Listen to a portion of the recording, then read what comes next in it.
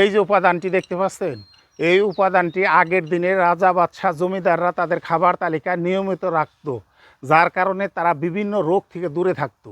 বর্তমানেও এটি বিভিন্ন খাবারের স্বাদ বৃদ্ধি করার জন্য এই উপাদানটি ব্যবহার হয় এবং মানুষ নদী সমুদ্র বন্দরে মাছ ধরতে গেলেও এটি ব্যবহৃত হয়। এর নাম কি, কোথায় কিনতে পাওয়া যায়, কি কি রোগের উপকার হয়, যদি আপনি জানেন অনেক রোগ থেকে দূরে থাকতে পারবেন। অনেক ওষুধ হিসাবে এটি আপনি ব্যবহার করতে পারেন।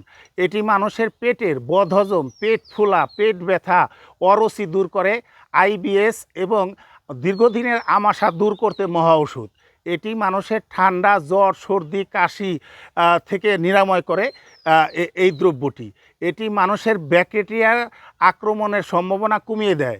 এটি ব্যথানাশক। এটি ব্যথানাশক যে কোনো ওষুধের চেয়ে কার্যকরী এবং নিরাপদ।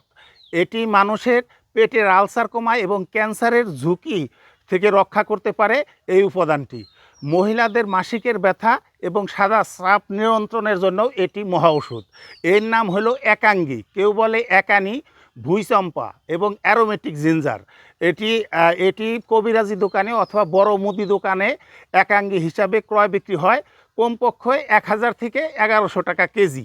এটি যদি আপনি কিনে রাখেন এবং 1 থেকে 2 গ্রাম এর পাউডার যদি আপনি যে কোনো রোগের জন্য আপনি খেতে পারেন, আপনি ইনশাল্লাহ উপকার পেতে পারেন। তবে বয়স অনুযায়ী এই একাঙ্গী পাউডার অথবা একাঙ্গী সেদ্ধ পানি যদি কেউ খেতে পারে, যে কোনো রোগের ঔষধ হিসাবে এটি ব্যবহার করা যেতে পারে।